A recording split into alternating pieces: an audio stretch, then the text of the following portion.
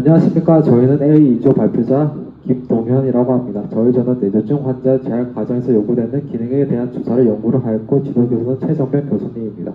목차입니다. 목차는 서론, 연구 방법, 연구 결과, 고찰, 결론서를 설명드리겠습니다.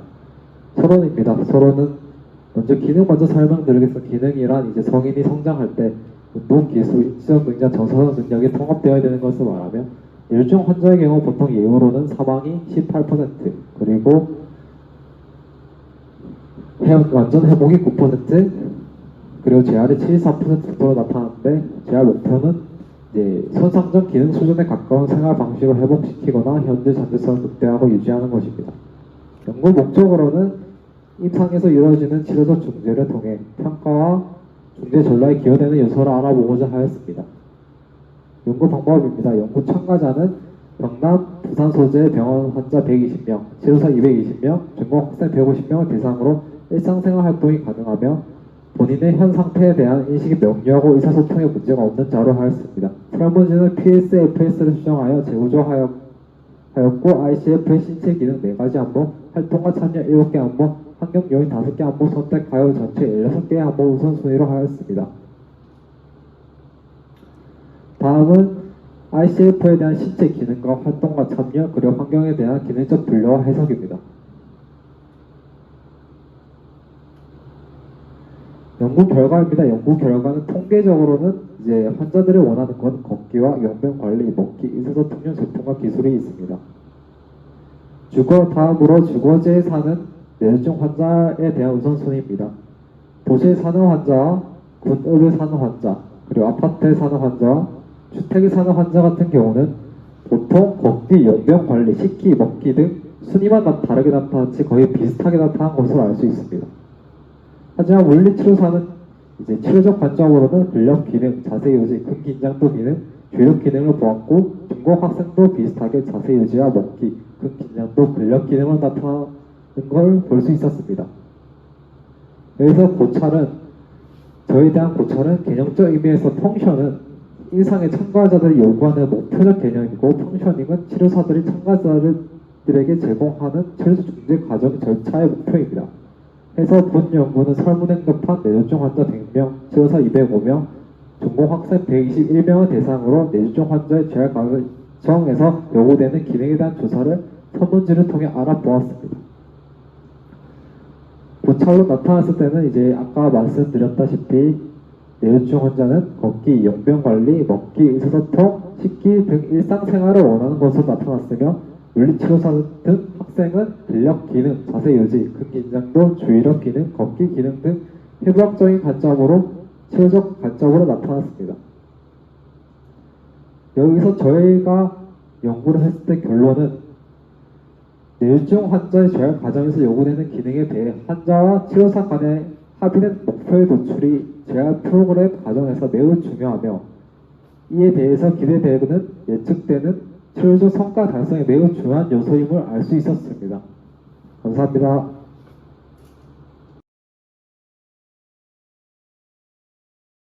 안녕하십니까. 마산대학교 물리치료학과 A3조 발표자 전상규입니다. 만성발목 불안정 환자에게 도수치료 및 운동치료의 효과를 주제로 논문 발표를 시작하도록 하겠습니다. 먼저 저희 논문은 CAI가 발목 염좌로 인한 먼쪽 정강 종아리 관절 주위에 인대 손상에 대한 적절한 치료가 되지 않아 발생하는 구조적 결함이라는 선행 논문과 발목 염좌의 적절한 중재가 이루어지지 않으며 1년 이내 40%의 환자는 발목 만성 불안전증으로 변화하여 균형 능력이 감소하고 스포츠 능력이 저하되어 그로 인해 삶의 질이 감소된다는 선행 논문을 토대로 어떤 치료가 만성 발목 불안전증의 치료에 효과가 있을까라는 의문을 가지게 되었습니다. 몇몇 연구에서 CAI 환자들에게 치료적 운동과 더불어 도수치료를 동시에 적용하였을 때 운동치료만 시행하였을 때보다 유리하게 개선되었다는 연구 결과도 제시되고 있다는 선행 논문들을 근거로 하여 본 연구에서는 치료적 운동과 도수치료 함께 적용하여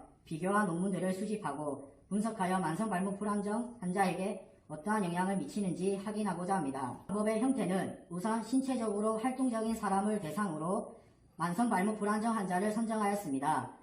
연구 대상자의 선정 기준은 다음과 같습니다. 5개의 논문의 운동 프로그램입니다.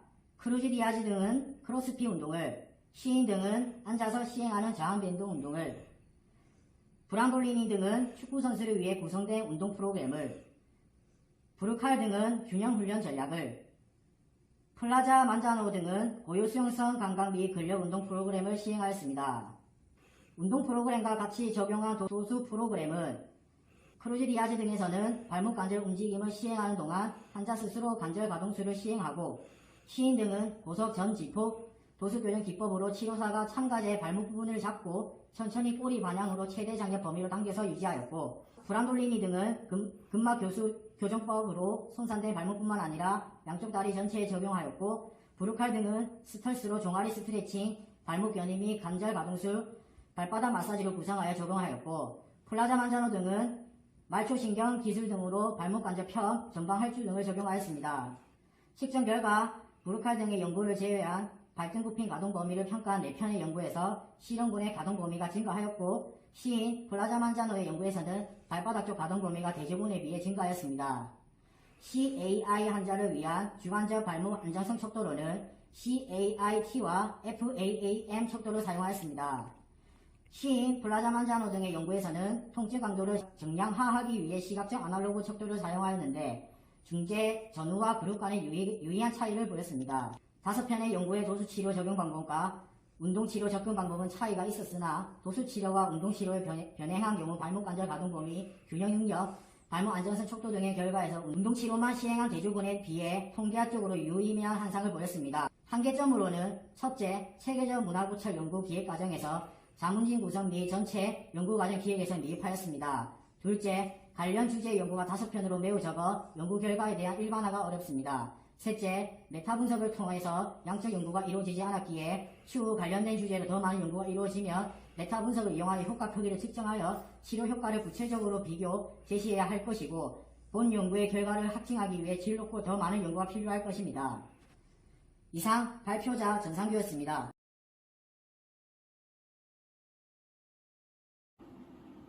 안녕하십니까. 물리치료과 3학년 B1조 논문 발표를 시작하겠습니다. 저희는 깊은 호흡 운동이 전방 머리 자세에 미치는 영향이라는 주제로 연구하였고, 조율래 교수님 지도하에 조원은 김민희, 박성규, 박용규, 서지왕, 송재선, 신근희, 양동민, 정준호, 전병주, 조효진, 최다혜이며 발표자는 병고은입니다. 본 발표 순서는 다음과 같습니다. 첫 번째는 서론입니다. 이 연구를 진행하게 된 배경은 현대인들이 장시간의 스마트폰과 컴퓨터 사용으로 생긴 전방 머리 자세 때문입니다. 습관적인 자세 부종률로 인한 전방 머리 자세는 목 주변 근육들의 각인장, 어깨뼈 상승, 라운드 숄더와 만성 목 통증을 유발하게 됩니다. 그리고 만성적인 전방 머리 자세는 보조호흡 근육인 목 근육들이 깊은 호흡 근육의 작용을 방해하며 부정적 작용을 일으킵니다. 이로 인해 주호흡 기능이 감소하게 되고 강제 폐활량 1초 동안의 강제 날숨량이 정상 무릎과 비교할 때 낮게 측정됩니다. 따라서 전방 머리 자세가 도수치료 및 치료적 운동에 의해 개선된다는 선행 논문을 토대로 보조호흡근의 가활동을 줄이기 위하여 깊은 호흡 운동을 실시하였습니다. 또한 선행 논문들과 차별을 두기 위해 대상자들에게 탄력 테이프를 이용한 능동적 깊은 호흡 운동을 실시하였고, 이것이 전방 머리 자세의 정렬에 어떠한 영향을 미치는지 알아보고자 합니다. 두 번째, 연구 방법입니다. 먼저 연구 대상은 경남 소재 M대학의 학생들 중 머리 척추각을 측정하여 1차 대상자를 모집한 후 대상자 중 하이로 테스트에서 위쪽 가슴 호흡 패턴을 가진 30명을 최종 대상자로 선정하였습니다. 대상자의 제외 기준은 다음과 같습니다. 연구 절차로는 무작위 배정을 통해 치료사에 의한 호흡 운동근 15명과 능동 보조 호흡 운동근 15명으로 나눠 두 그룹으로 배정하였습니다. 호흡 운동 동영상을 참고하여 보여드리겠습니다.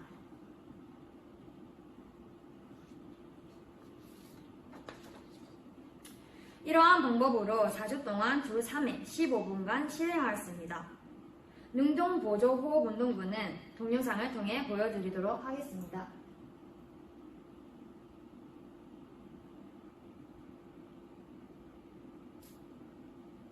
이러한 방법으로 4주 동안 주 3회 30분간 실행하였습니다. 다음은 측정 방법 및 자료 분석입니다. CV 측정은 목과 위쪽 등뼈를 노출하고 C7 가시돌기와 귀구슬의 위치에 스티커를 부착합니다. 그리고 편안한 자세를 만들기 위해 머리 굽힘과 펴을 3번 실시한 후 평균값을 수집하였습니다. 이때 시선을 정면에 두고 체중이 고르게 분포되기 위하여 신발을 벗고 골반 넓이만큼 다리를 벌립니다. 연구 자료는 다음과 같은 방법으로 분석하였습니다. 세 번째, 결과입니다. 본 연구에 참여한 대상자의 특성은 다음과 같습니다.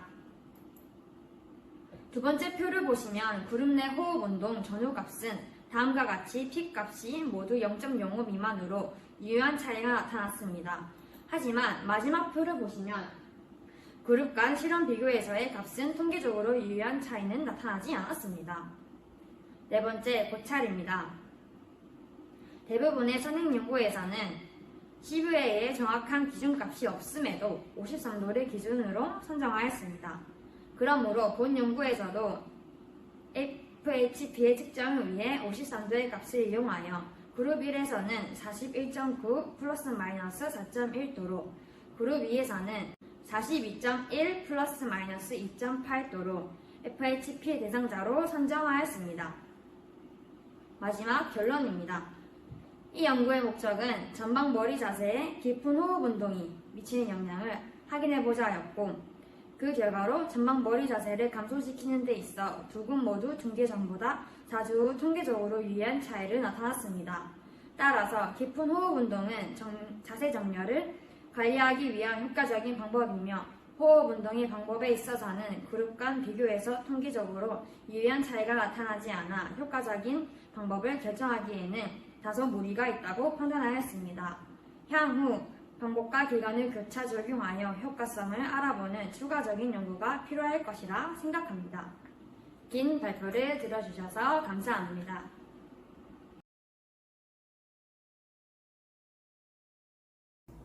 안녕하십니까. B2조 발표를 맡은 이정재입니다. 저희는 불안정 지지면과 안정 지지면에서의 플랭크 운동이 코어 근육의 근활성도에 미치는 영향에 대해 연구하였습니다. 발표를 시작하겠습니다. 목차입니다. 먼저 저희는 코어 근육의 중요성과 이를 강화하기 위한 대표적인 운동인 플랭크 운동에 주목하였습니다. 또한 안정된 지지면이 아닌 불안정한 지지면에서 여러 운동을 실시하였을 때 신체 가동성 및 균형 능력, 근력 등에 영향을 미친다는 선행 연구를 따라 지지면에 따른 플랭크 운동을 4주간 적용하여 코어 근육의 근활성도를 측정해 전후 차이를 바탕으로 더 효율적인 플랭크 운동을 제시하려고 합니다. 중재 방법은 20대 성인 20명을 대상으로 안정 지지면, 상지 불안정 지지면, 하지 불안정 지지면, 상하지 불안정 지지면으로 4집단 나누어 각 집단마다 5명씩 무작위 배정하여 4주간 주 3일씩 중재를 적용하였습니다. 근활성도 측정 방법으로는 대고등근, 대바깥 빗근, 척추세운근 총 3근육을 측정하였으며 표면 근전도 시스템을 활용해 NBIC를 시행하는 동안 측정하였습니다. 근전도 측정 자료는 근활성도 실험 전에 측정된 NBIC 값에 대한 확률로 계산하였습니다. 연구 결과입니다. 집단 내 대고등근 근활성도 비교입니다. 상지와 상하지 집단에서 대고등근의 유의한 차이를 나타내었습니다. 집단 내 대바깥근 근활성도 비교입니다. 하지와 상하지 집단에서 대바깥 빗근의 유의한 차이를 나타내었습니다. 집단 내 척추세운근 근활성도 비교입니다. 일반적인 지지면과 상지 불안정 지지면 집단에서 척추세운근의 근활성도에 유의한 차이를 나타내었습니다. 집단 간 근활성도 비교입니다. 집단 간 근활성도 비교에서 본 세 근육 모두 유의한 차이를 나타내지 않았습니다. 고찰입니다. 앞선 결과가 나온 이유로는 불안정한 지지면에서의 운동이 외적인 동요로 인해 감각과 운동 능력을 촉진시켰기 때문으로 볼 수 있으며 이로 인해 척추 주위 근육과 복부 근육의 활성화를 이끌어냈다고 볼 수 있습니다. 상지와 상하지의 불안정한 지지면을 적용하였을 때 대고등근의 근활성도가 증가된 이유로는 신체의 안정성을 위해 대고등근이 더 큰 영향을 미치게 된 것이라 생각되며 하지와 상하지의 불안정한 지지면을 적용하였을 때 대바깥 빗근의 근활성도가 증가되었는데 이는 플랭크 동작 중 자세를 유지하기 위해 순간적으로 대바깥 빗근에서 강한 근육 활동이 발생된다는 선행 연구와 일치하는 결과를 보여주었습니다. 한일점입니다.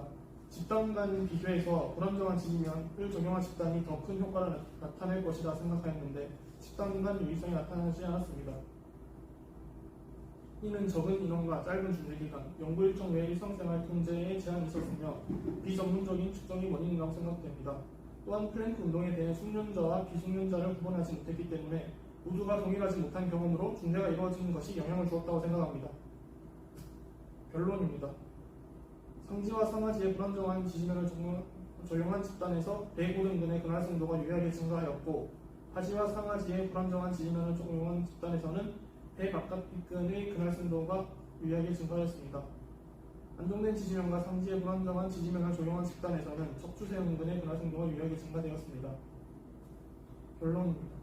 집단 간 비교에서 유의한 차이는 발견되지 못했으나 각 지지면에 따라 특정 근육에 한해 효과가 있음을 알 수 있었으며 본 연구에서는 특정 지지면이 더 효과적이라고는 할 수 없으나 선행 논문들에 따라 불안정한 지지면에서 실시하는 플랭크 운동을 추천하는 바입니다. 발표를 마치겠습니다. 감사합니다.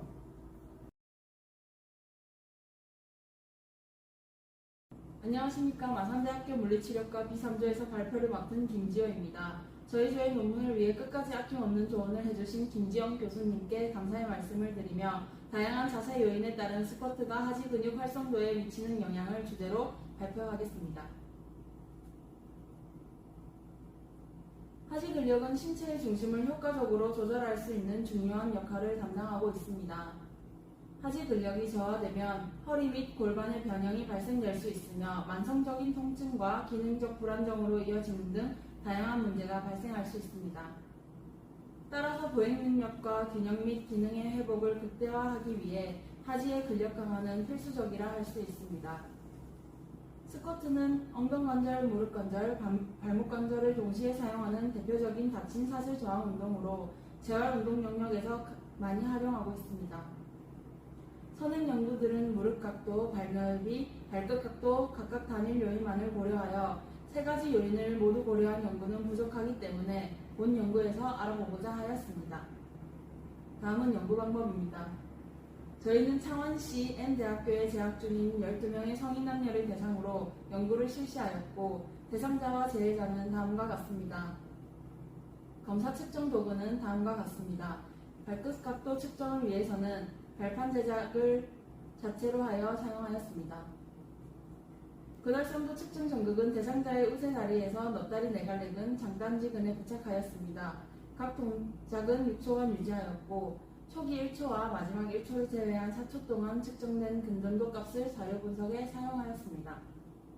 측정 자세는 발 너비에서 어깨 너비를 기준으로 2가지, 무릎 각도에서 2가지, 발끝 각도에서 2가지로 설정하여 총 8가지의 자세로 측정하였습니다.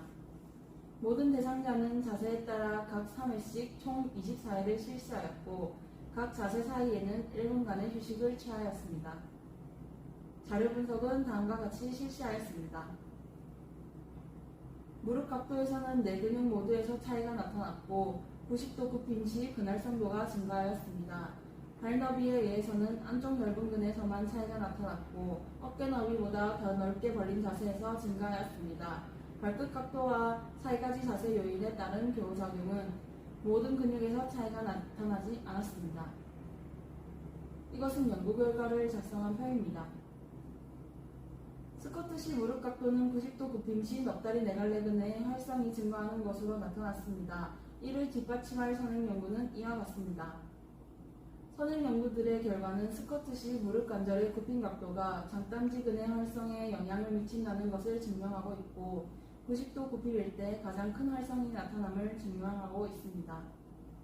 스쿼트 시 발너비에 의해 안쪽 넓은 근의 활성이 유의한 차이를 보였고 어깨 너비보다 넓게 벌린 자세에서 근활성이 높은 것으로 나타났습니다. 본 연구의 결과를 지지하는 선행 논문은 이와 같습니다.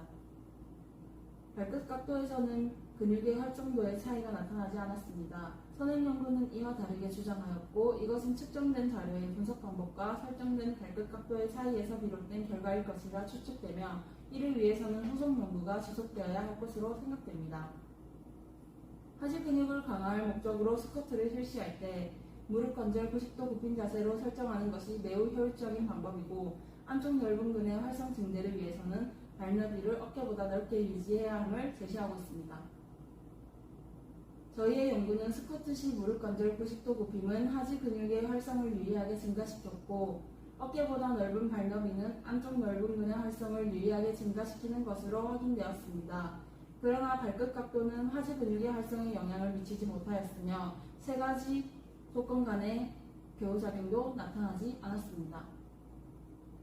하지 근육을 강화할 목적으로 스쿼트를 실시할 시에는 무릎 관절의 굽힘 각도가 중대한 요인임을 확인하였고 발너비 또한 고려하여야 할 것으로 판단하였습니다. 그러나 발끝 각도와 세 자세 조건 간의 영향은 고려하지 않아도 될 것으로 추측하였습니다. 이상으로 발표를 마치겠습니다. 감사합니다.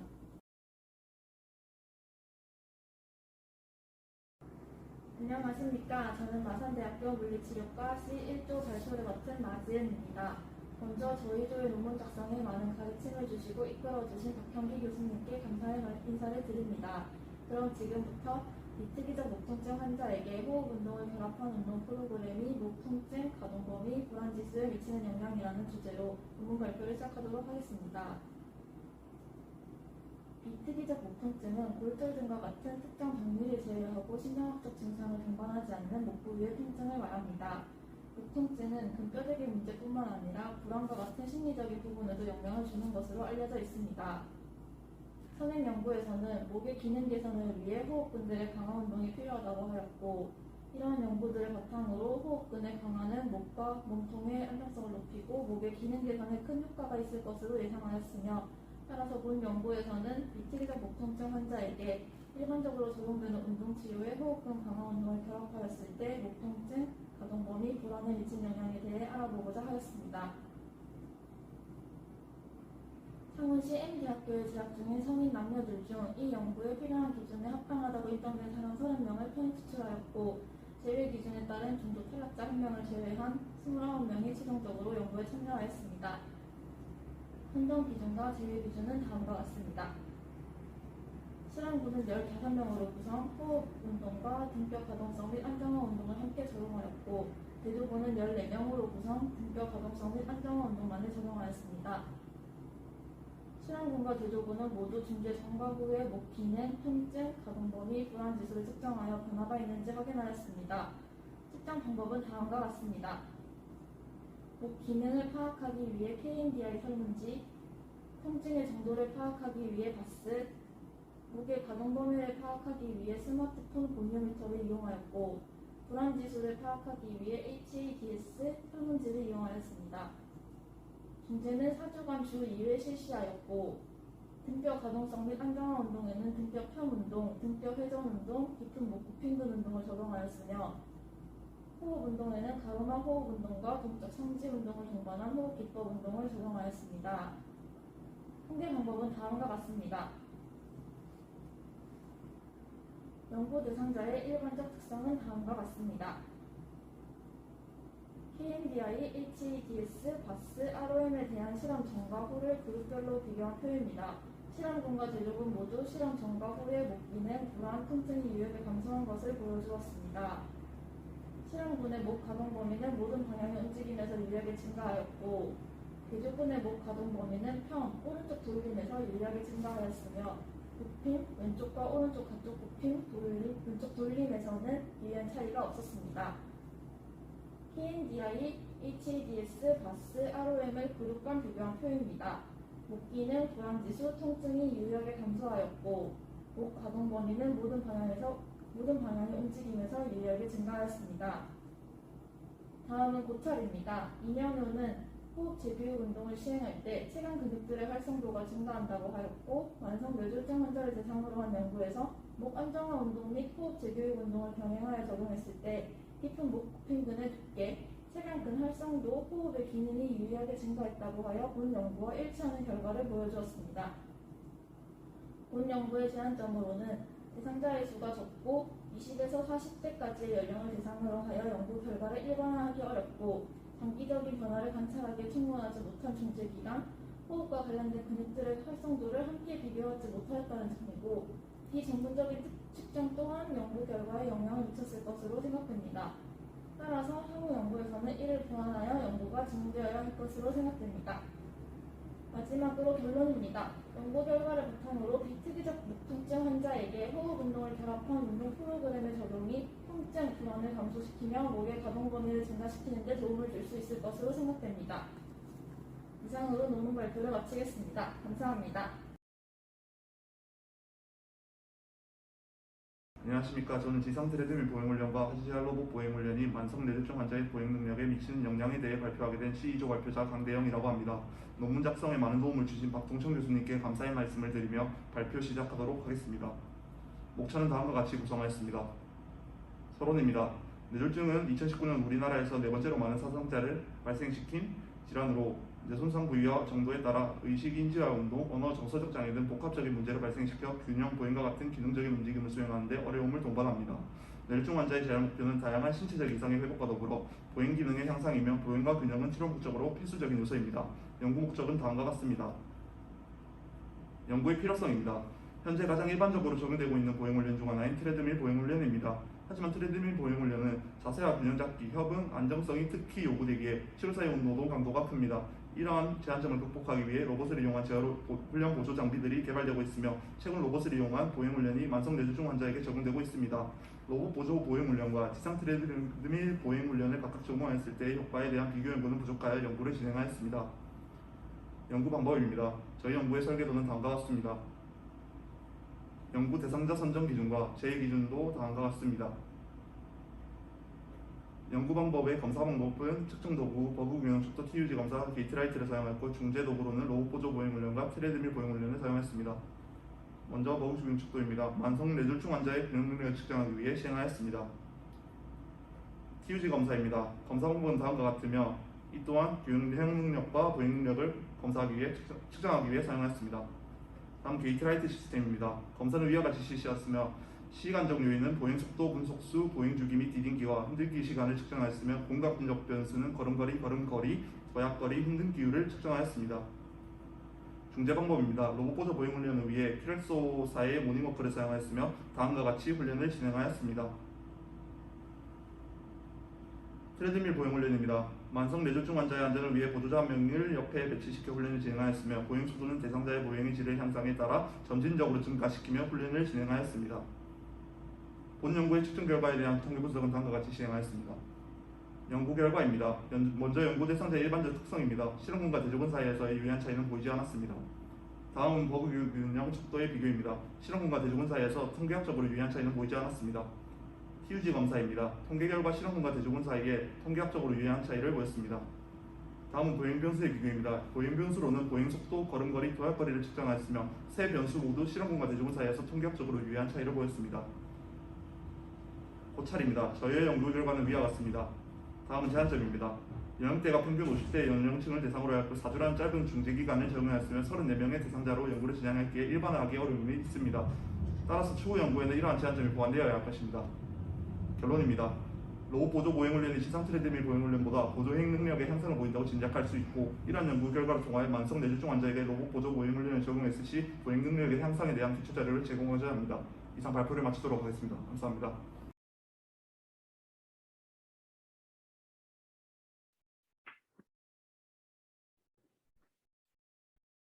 안녕하십니까. 마산대학교 물리치료과 C반 3조의 발표를 맡게 된 이예린입니다.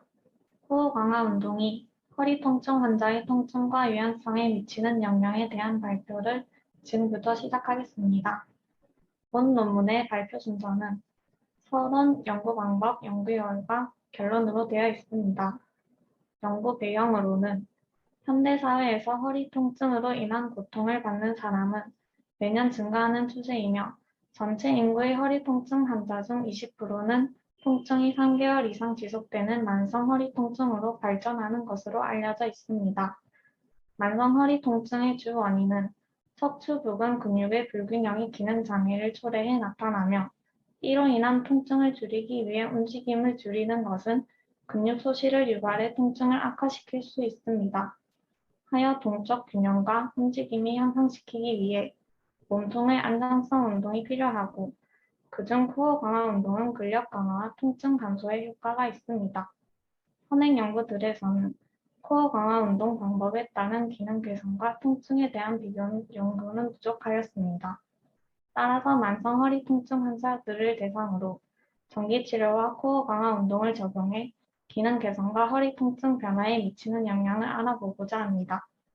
연구 설계는 대상자 선정을 층화 무작위 배정으로 각각 10명씩 전기치료군과 코어 강화 운동군으로 나누어서 4주간 주 3회 1일 30분씩 중재 적용하였고, 실험 전후로 통증은 바스, ODI, 유연성은 체정글로 측정하였습니다. 전기치료군에는 경피신경 자극치료를 적용하였습니다.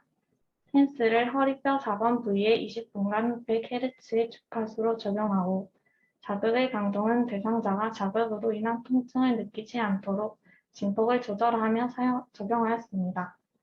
코어 강화 운동으로는 선행 연구를 토대로 수정 보완하여 사진과 같이 구성하여 운동 전후 각 5분씩 스트레칭하며 본 운동 20분으로 총 30분간 실시하였습니다. 결론입니다. 4주간 치료한 결과 코어 강화군의 허리 통증은 운동 후에 감소하고 유연성이 증가하는 유의한 차이를 보였으며 전기치료군 또한 비슷한 결과를 보였으나 두 치료 중 어느 것이 더 효과적이라고 볼 수 없었습니다. 본 연구를 종합으로 보았을 때 코어 강화 운동은 만성 허리 통증을 가진 환자의 통증 감소와 유연성을 증가시킬 수 있는 효과적인 운동이며 일상생활에서 코어 강화 운동이 빠른 회복에 중요한 역할을 제공할 것으로 생각됩니다. 이상입니다.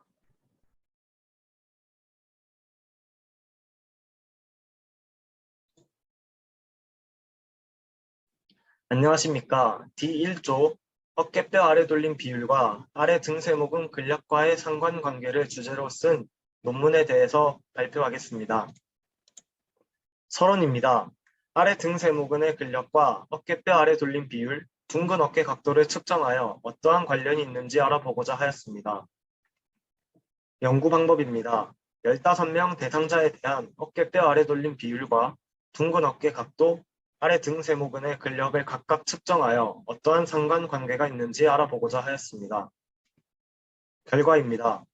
좌측의 어깨뼈 아래 돌림 비율과 아래 등 세모근 사이에 양의 상관관계가 통계학적으로 유의하게 있었습니다. 우측의 어깨뼈 아래 돌림 비율과 둥근 어깨 각도, 아래 등 세모근 근력 간의 상관관계는 없었습니다. 결론입니다. 좌측 어깨에서 어깨뼈 아래 돌림 비율과 아래 등 세모근의 근력은 높은 양의 상관관계를 보였습니다. 어깨뼈 아래 돌림 비율의 증가는 아래 등 세모근의 근력 증가를 의미합니다. 고찰입니다. 어깨뼈 아래 돌림 비율의 값은 작을수록 어깨뼈 하방 회전 증후군에 해당한다고 볼 수 있습니다. 이상으로 D1조 어깨뼈 아래 돌림 비율과 아래 등 세모근 근력과의 상관관계에 대해 쓴 논문 영상 발표를 마치겠습니다. 감사합니다.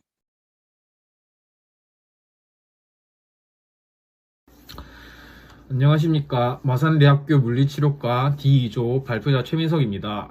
순환식 과제지향 훈련이 뇌성마비 아동의 보행과 균형에 미치는 영향에 대한 주제로 논문 발표를 시작하도록 하겠습니다.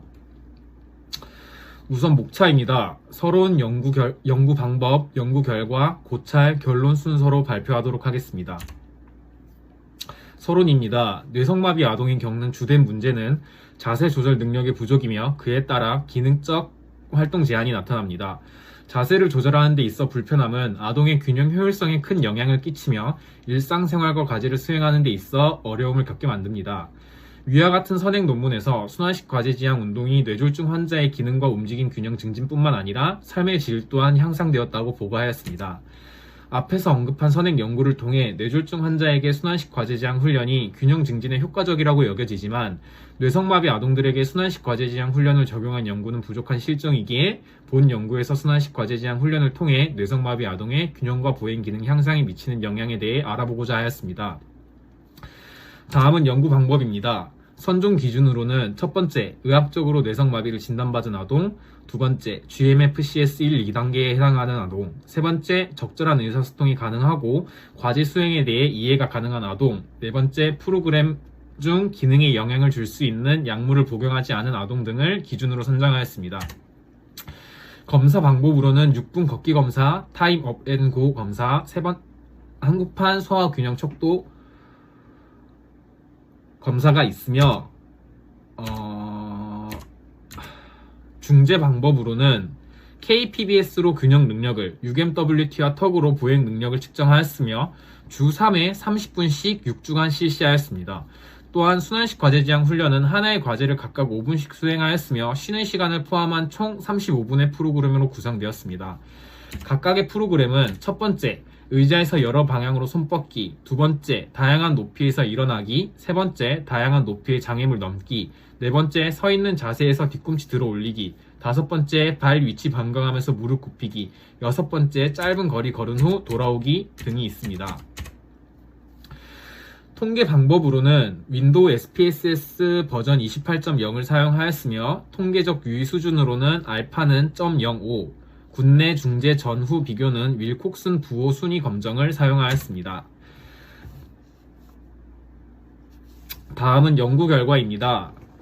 연구 대상자의 일반적인 특성입니다. 남자 아이는 2명, 여자 아이는 1명이며 평균 연령과 키 몸무게는 다음과 같습니다.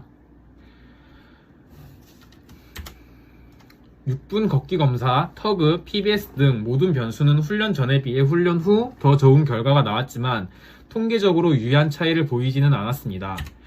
본 연구에서 나타난 제한점으로는 대상자의 수가 적어 일반화하는 데 어려움이 있고 전형적인 임상 실험보다 기간이 짧고 대조군을 포함하지 않는다는 제한점들이 있습니다. 본 연구에서는 뇌성마비 아동 3명을 대상으로 주 3회 6주간 순환식 과제 지향 훈련을 실시하여 균형과 보행 능력에 미치는 영향을 알아보고자 하였습니다.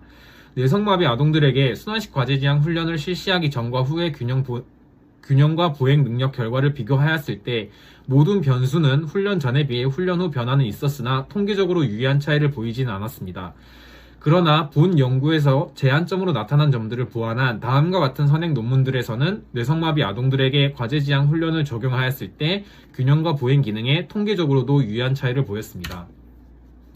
결론입니다. 본 연구에서는 뇌성마비 아동들을 대상으로 순환식 과제 지향 훈련이 6분 걷기 검사, 타임 업앤고 검사, 한국판 소화 균형 척도에서 유효한 차이를 나타내는지를 알아봤으며 제한점들을 보완하여 연구가 진행된다면 뇌성마비 아동들의 기능적 활동에 도움을 줄 수 있을 것으로 기대됩니다. 감사합니다.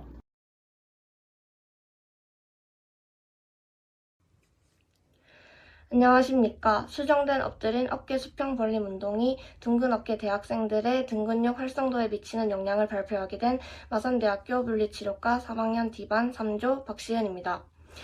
조원은 구준우, 김가영, 김성민, 김재랑, 김정원, 박다빈, 박시은, 박영서, 배민정, 유정훈, 이선아, 조수은 12명이며 지도 교수는 김치환 교수님입니다. 먼저 논문의 서론은 둥근 어깨 자세는 지속적으로 잘못된 습관으로 인하여 어깨 관절에 불안정이 생길 수 있으며 목, 어깨 근육 약화, 어깨뼈 내림, 아래쪽 돌림 작용을 통해 증상이 악화될 수 있다는 선행 연구 바탕으로 연구를 설정하였습니다. 마름근의 어깨뼈 아래쪽 돌림 작용을 최소화하고 등 제목은 중간 섬유의 모음 작용을 최대로 한 수정된 엎드린 어깨 수평 벌림 운동을 정상인과 둥근 어깨 자세를 가진 자들의 근활성도를 비교 측정하여 과학적인 수치를 인상해 제공하고자 하였습니다. 연구 방법은 M대학교에 재학 중인 둥근 어깨를 가진 대학생 30명을 편에 추출하였고 대상자는 바로 누운 자세에서 테이블로부터 어깨 봉우리 뒷면까지 높이가 2.5cm 이상인 학생들로 선별하였습니다. 둥근 어깨를 가진 대학생들에게 엎드려 누운 자세에서의 수정된 엎드린 어깨 수평 벌림 운동이 등 제목은 중간 섬유, 마름근의 근활성도에 미치는 영향을 알아보기 위해 측정 시 근전도 장비 EMG를 사용해 등 제목은 중간 섬유와 마름근에 부착하여 엎드린 수평 벌림 운동 시 근활성도를 최대 등측정 수축값으로 측정하였습니다. 본 연구의 결과로는 수정된 엎드린 어깨 수평 벌림 운동이 기존 수평 벌림 운동보다 유의미한 결과가 나오고 근활성도 또한 증가하였습니다. 하지만 연구 목적과 다르게 등 제목은 중간 섬유, 마름근의 근활성도가 모두 증가한 것으로 나타났습니다. 고찰 및 기대 효과는 동작 유지의 어려움, 정확한 측정의 어려움, 대상자들의 신체적 차이로 제한점이 있었으며 연구 가설로 설정한 마른근의 그날성도가 제한되진 않았지만 등 세목은 중간 섬유와 마른근의 그날성도가 증가한 것을 통해 둥근 어깨 자세 치료에 유의미한 결과값이 나왔음을 확인할 수 있습니다. 또한 연구 대상자를 추출하여 추가 연구가 필요할 것으로 보입니다. 발표를 들어주셔서 감사합니다.